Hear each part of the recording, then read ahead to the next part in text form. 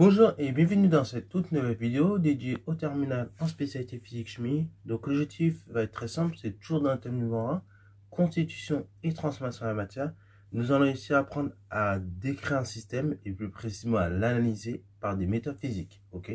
Donc dans un premier temps, nous allons voir comment le faire dans le cas où on a un système chimique qui est dans le liquide. Donc on va avoir un certain nombre de grandeurs qui permettent de l'analyser. Et ensuite, dans le cas où justement cette espèce n'est pas en liquide ou en solide, mais plutôt en gaz, on va voir qu'il existe aussi d'autres grandeurs qui permettent de la caractériser, cette espèce chimique. Sur ce, c'est parti mon kiki. On va tout d'abord commencer dans le cas des liquides. Alors dans le cas des liquides, donc, il y a plusieurs grandeurs physiques qui permettent de décrire justement et d'analyser donc un système chimique. La toute première, si vous avez suivi la vidéo précédente, normalement vous la connaissez, c'est le pH. Donc le pH, je le rappelle, c'est une grandeur physique qui vise à mesurer comme ça l'acidité d'une solution. Donc elle est comprise entre 0 et 14. Et donc un pH, ça se mesurer avec cet appareil de mesure que vous voyez là, qu'on appelle un pH mètre. Ce pH mètre, donc en réalité, il est muni d'une sonde. Et quand on va plonger la sonde dans l'eau, en réalité, elle ne va pas mesurer directement le pH. Elle va mesurer une tension, une tension que vous avez au sein de la solution. Et cette tension, comme elle est proportionnelle à la valeur du pH, qui sera affichée par la suite sur votre appareil, par conséquent, c'est par la mesure de cette tension qu'on obtient la valeur du pH. Ensuite, deuxième grandeur physique qui permet d'obtenir et de caractériser une solution, c'est tout ce qui est absorbance et conductimétrie. Alors ces deux grandeurs-là, donc on va les mesurer et on ne va pas les mesurer dans n'importe quel intérieur. En fait, ces deux grandeurs-là, absorbance et conductivité, on va les mesurer dans le but de faire un dosage. Donc, un dosage, qu'est-ce que c'est pour rappel? Un dosage est une technique qui est utilisée afin de déterminer une concentration d'une espèce inconnue.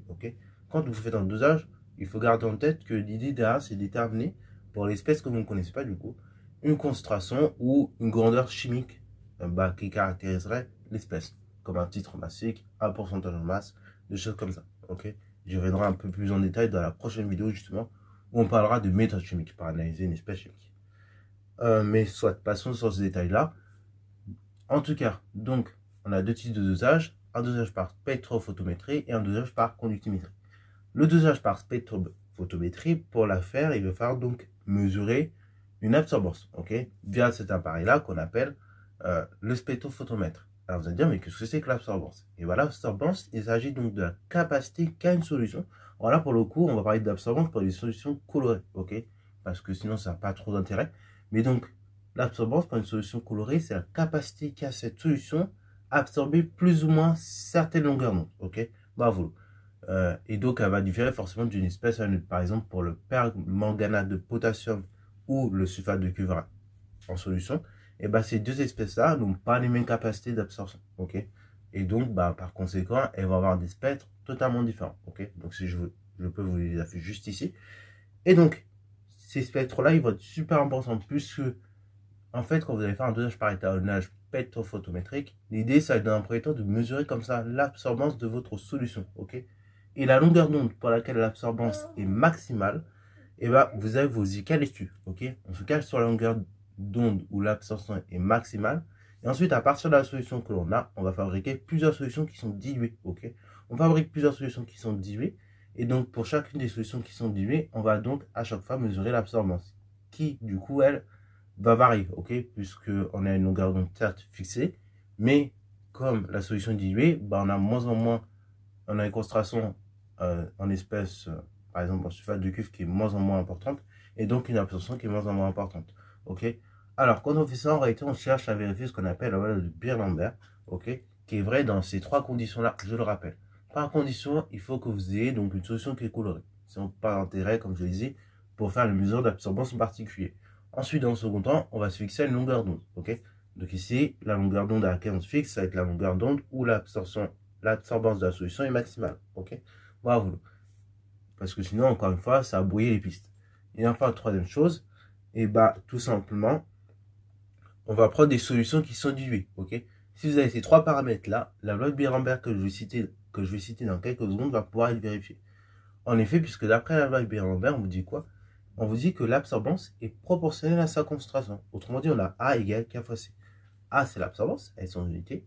K, c'est une constante, voilà, qui va dépendre d'un certain nombre de paramètres, en particulier la température, la solution que vous manipulez, la largeur de la cuve et tout plein d'autres paramètres.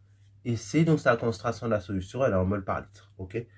En réalité, derrière la constante K, parfois, qu'on peut noter epsilon fois L, se cache plein de grandeurs. Ok. Donc, si on voit K comme epsilon fois L, et ben en fait, il se cache donc déjà qu'on prend en compte en effet la largeur de la cuve, petit L, et en plus, donc l'epsilon, ça nous permet de cette constante-là, elle dépend non seulement de la solution, de la température et tout simplement d'espèces que vous manipulez. Ok, bah voilà. Et donc ça c'est super important d'avoir ça en tête, mais forcément, la valeur de K que vous allez avoir, elle dépend de l'heure de la journée à laquelle vous faites l'expérience. Ça dépend de la température aussi du milieu. Ça dépend de beaucoup de paramètres. C'est pour ça que la valeur de K n'est même pas identique par exemple pour tout un groupe de TP. Ok, parce que tout simplement, il y a beaucoup de paramètres qui entrent en jeu dans la valeur de K. Ok, bravo. Qui sont indépendantes, évidemment, de l'expérimentateur. Bon, alors pareil, au terme de loi de Birnbaum, ce qu'il faut savoir, c'est qu'elle est valable pour des solutions diluées. Et ça, c'est lié au fait que tout simplement, en fait, pour l'absorbance, pour que la loi de Birnbaum soit vraie, il faut que l'absorbance soit comprise entre 0 et 2. Sinon, autrement dit, on n'a plus linéarité entre l'absorbance et la concentration, comme vous pouvez voir sur le graphe juste ici. Ok. Bon, une fois qu'on a ça, une fois qu'on sait faire un dosage par étalonnage spectrophotométrique, l'idée dans le second temps, c'est d'arriver à faire un dosage par conductimétrie. Ok. Donc là, d'ailleurs, j'ai pas trop détaillé sur la mesure de l'absorbance, mais il faut savoir que l'absorbance, c'est bien évidemment une grandeur physique. Parce que quand on mesure une absorbance, en réalité, l'appareil va mesurer une intensité lumineuse. Et donc, cette intensité lumineuse étant proportionnelle à l'absorbance, et du coup, ça va vous permettre d'obtenir l'absorbance que vous voyez affichée sur l'écran. Pour la conductivité, c'est exactement le même système. Ok. La conductivité, au contraire, donc là, on n'est pas forcément sur des solutions colorées. Ici, donc, on est sur des solutions dites électrolytiques ou bien ioniques aussi, donc contenant des ions. Et donc, la conductivité pour des solutions ioniques, c'est quoi? C'est la capacité qu'a votre solution à conduire un courant électrique. Ok. Et ça, donc, c'est l'appareil que le conductimètre va mesurer justement cette conductivité, qui est la capacité justement à conduire comme ça un courant électrique. Pareil, du coup, c'est la sonde en particulier qu'on va plonger dans le liquide ou bien dans la solution qui va permettre d'obtenir cette conductivité par le biais d'une mesure de tension en réalité qui est proportionnelle à la conductivité. Une fois qu'on a ça, on va pouvoir établir pareil un dosage par conductivité. Ok. Donc là, pareil, avant d'en dire plus sur le dosage en lui-même, il faut savoir que quand vous avez une solution comme ça ionique avec plusieurs ions, et pour avoir la conductivité de toute la solution, on va donc prendre la conductivité molaire de chaque espèce chimique multipliée par sa concentration. Ok. Et donc on fait la somme de toutes ces conductivités molaires fois la concentration de l'ion en question dans la solution. Et donc ça va vous donner, cette somme va vous donner tout simplement la conductivité de la solution. Ok. Donc conductivité est égale somme des lambda xi, ok, va vous multiplier par la concentration en espèce xi, ok, va vous. Et donc lambda xi, c'est évidemment cette fameuse conductivité molaire. Et donc, il se trouve que quand vous avez des solutions qui sont diluées et qui sont ioniques, il y a une loi qui va pouvoir être vérifiée également entre la conductivité et la concentration de l'espèce chimique en solution.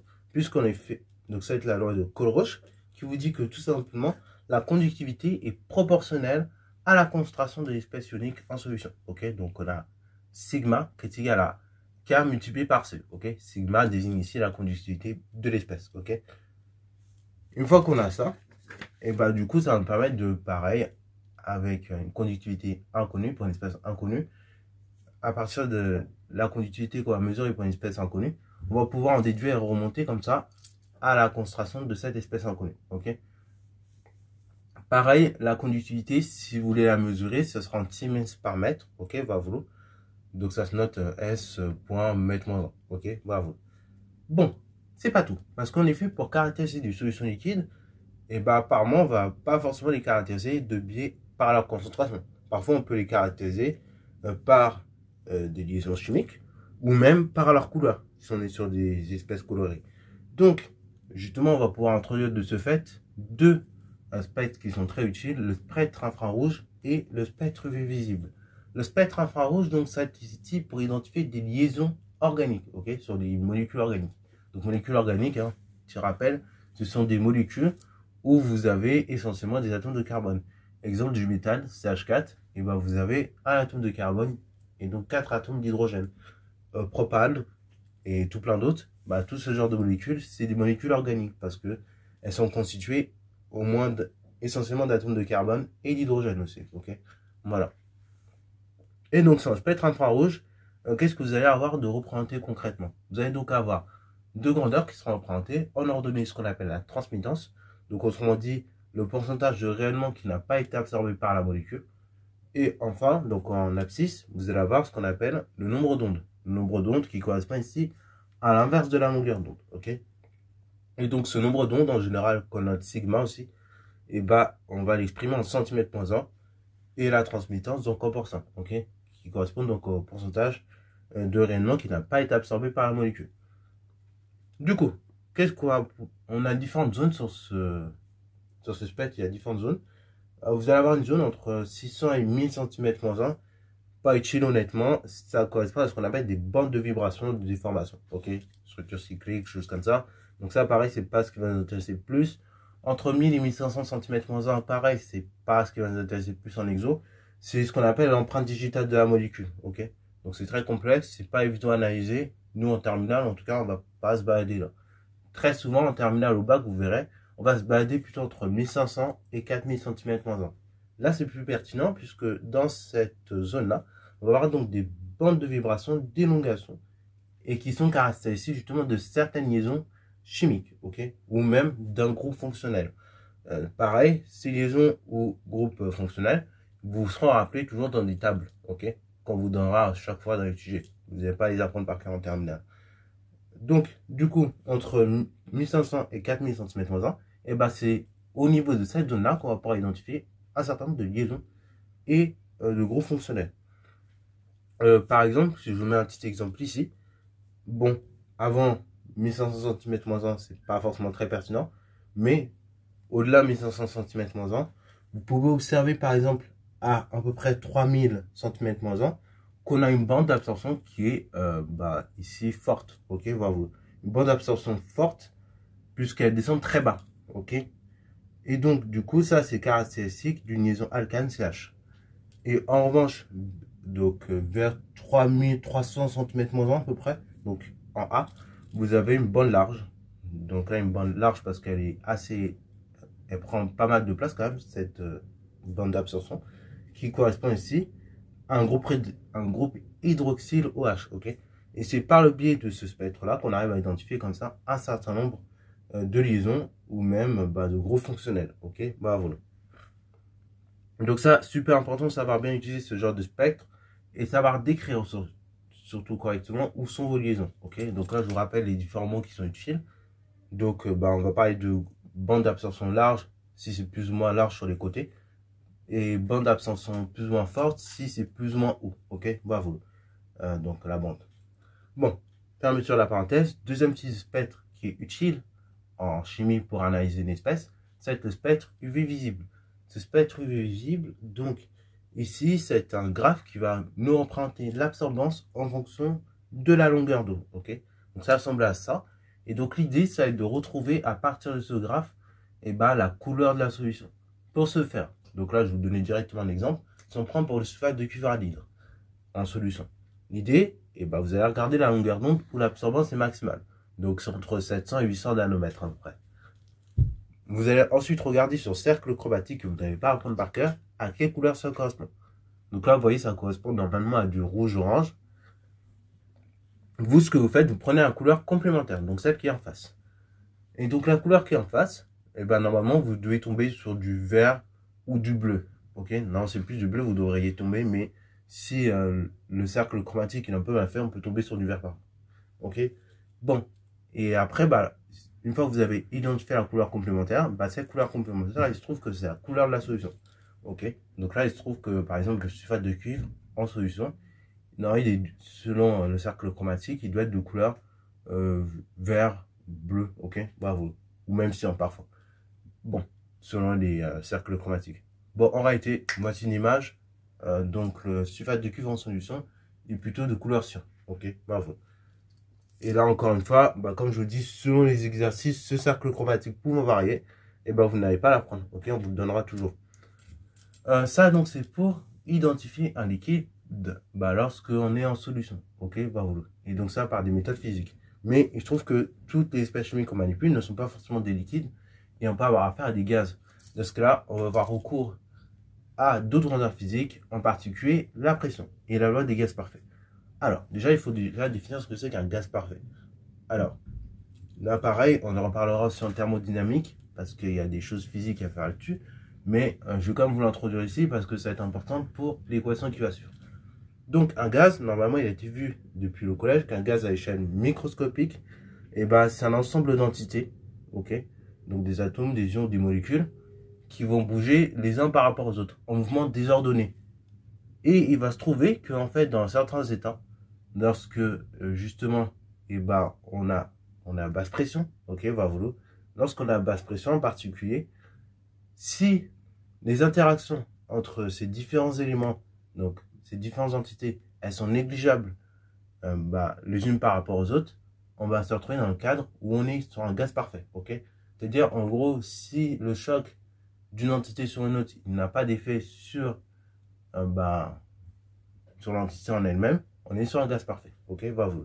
Et donc, lorsqu'on est dans l'état des gaz parfaits, c'est-à-dire donc que les interactions entre entités, elles n'ont pas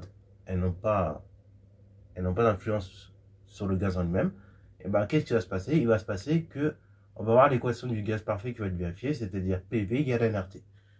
Donc P, c'est la pression du gaz, V, c'est le volume occupé par le gaz, R, donc c'est une constante, ok, une constante liée au gaz parfait, N, c'est la quantité de gaz, et donc T, c'est la température. La température ici, on va l'exprimer en Kelvin, N, c'est la quantité de matière, c'est en mol, ensuite, P, c'est une pression, donc c'est en pascal, et enfin V, c'est un volume, c'est en mètre cube. Pareil, ici, dans cette partie en terminale, quand on va parler d'équation de gaz parfait, on va s'intéresser ici dans le cadre où on est sur un mélange, ok, c'est-à-dire, on va considérer que tout le mélange est un gaz. Je précise ça parce que quand on sera en prépa, ou quand on fera des études scientifiques, où il y aura de la physique-chimie, à un moment donné, on parlera de pression partielle. La pression partielle, à la différence de la pression classique qu'on voit en terminale dans le cadre de la loi des gaz parfaits, la pression partielle vise à dire, cette fois-ci, je ne considère plus tout mélange comme un gaz parfait, mais je considère seulement une partie du mélange comme un gaz parfait, ok? Et donc, quand on considère comme ça, une partie du mélange comme un gaz parfait, la pression qu'il y a pour ce gaz, on appelle ça pression partielle, ok? Donc ça, on verra un peu plus ça dans le détail l'année prochaine. Nous, en tout cas, en terminale, on va considérer que tout le mélange est un gaz parfait, et donc que tout le mélange vérifie cette équation-là, PV égale nRT. Voilà, et donc, à partir d'un certain nombre de mesures, sur la température, le volume, la pression, et sur R également, R qu'on connaît déjà, on peut en déduire comme ça la valeur de la quantité de matière d'un gaz. Voilà, bien qu'il y ait une autre formule aussi pour le faire, hein. Donc si vous ne connaissez pas forcément toutes ces grandeurs, on peut se ramener dans le cadre un peu plus classique où on a N est égal volume divisé par volume molaire. Voilà, si vous connaissez le volume donc occupé par gaz et son volume molaire, vous pouvez en déduire la quantité de matière. Donc c'est tout pour cette vidéo-là. On a à peu près tout dit sur ce chapitre. J'espère qu'elle t'a plu. Si c'est le cas, n'hésite surtout pas à liker, commenter et balancer toi en mathématiques et en sciences.